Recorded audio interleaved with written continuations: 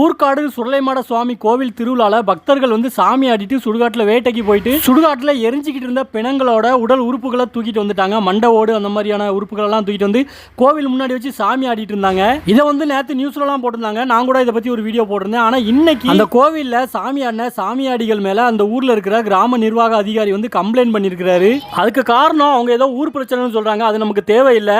ஆனால் கோவிலில் இந்த மாதிரி சாமி ஆடுறது, சுடுகாட்டில் இருந்து பிணங்களை ஊருக்குள்ளே தூக்கிட்டு வருது, இதெல்லாம் வந்து சட்டப்படி தப்புன்னு எதுவுமே சொல்லப்படலை. சுடலைமாடனோட கதையிலேயே வரலாறுலேயே சுடுகாட்டுக்கு போவார், பிணங்களை சாப்பிடுவார் அப்படின்னு தான் இருக்குது. இறந்தவங்களோட குடும்பத்தில் இருக்கிறவங்களும் சுடலைமாடன் அந்த உடல் உறுப்புகளை சாப்பிட்றத ஒரு புனிதமாக தான் பார்ப்பாங்க. அவங்களோட ஆன்மா சாந்தி அடைஞ்சதாகவும் மோட்சம் பெற்றதாகவும் தான் நினைப்பாங்க. அதனால குடும்பத்தில் இருக்கிறவங்களும் கேஸ் எதுவுமே போட மாட்டாங்க. சுடலைமாடன் வேட்டைக்கு போகிறதையோ இல்லை அங்கிருந்த பிணங்களை சாப்பிட்றதையோ அஃபென்ஸ் அப்படின்னு சொல்லி யாருமே கேஸ் போட முடியாது. காசியில் இருக்கிற விஸ்வநாதர் கோவிலையும் அகோரிகள் பிணத்தை சாப்பிட்றத ஒரு வழக்கமாக வச்சிருக்கிறாங்க. இந்து மத வழிபாட்டில் இருக்கிற இந்த மாதிரியான விஷயங்கள் சட்டத்துக்கு புறம்பானதுன்னு எங்கேயுமே சொல்லப்படலை. அந்த ஊரில் என்ன நடக்குது, எதுக்காக இந்த மாதிரி புகார் கொடுக்குறாங்க அப்படிங்கிறது நமக்கு தேவையில்லை. அந்த ஊர் மக்களுக்கு இடையே இருக்கிற சண்டை சச்சரவெல்லாம் போக்கி அந்த ஊர் மக்களை ஒற்றுமையாக சந்தோஷமாக வாழ வைப்பார் நம்ம ஊர்காட்டு சுடலை அப்படிங்கிறதுல எந்த ஒரு சந்தேகமுமே இல்லை.